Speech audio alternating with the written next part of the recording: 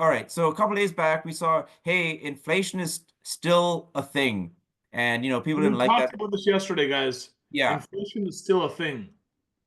The question is, how much of a thing is it?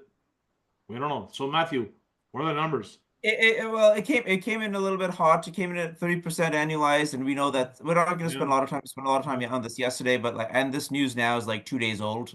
So just trying to keep it current. But it did come in hotter than usual. And in a nutshell, Jerome and company are not all that pleased about it.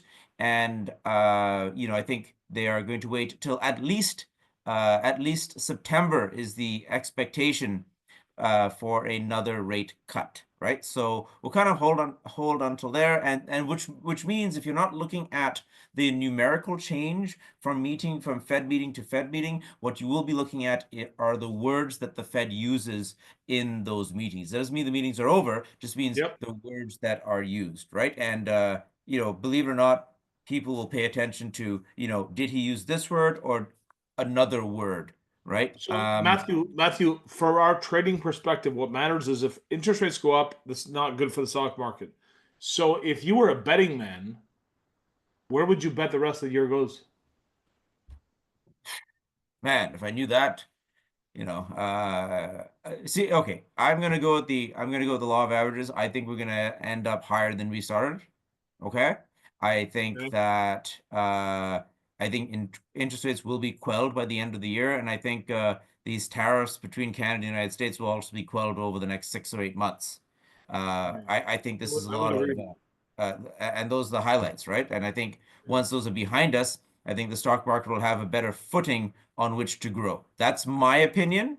Yeah, I would agree with you. I'm one person in a slew of like hundreds of millions or even maybe billions of people that have exposure to the North American stock market Yeah. and indexes. So And but this that's is my why it matters, guys. The reason it matters is because if you are going to be investing in the market, please anticipate a potential pullback.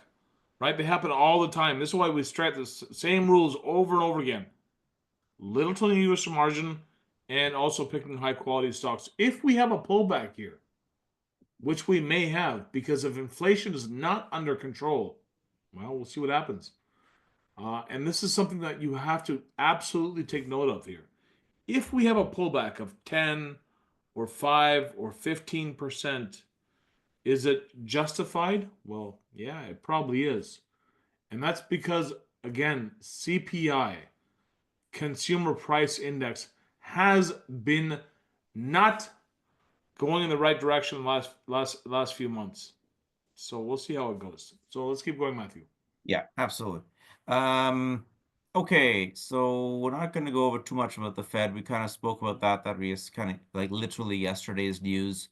Um, I want to go over a couple other things here before we get to kind of an RGTI type of discussion. And I hope people are okay with us discussing something which is not really on our radar, but that's kind of like, you know, out there a little bit. We've had a Uh, couple questions about it, so yeah, let's discuss it. yeah, so 1 second. I just wanted to reload this, see if anything has changed since yesterday. This kind of just reiterates, yeah, guess what?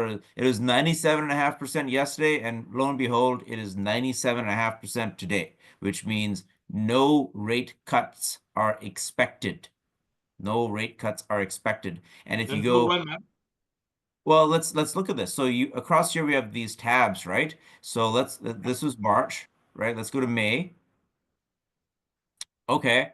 So still 80% say no rate cuts in May, 20% say, about a 25 basis point decrease. Okay. That's in May. June, okay. Almost half the So people don't a think we're couple going to questions, get Matthew. anything to.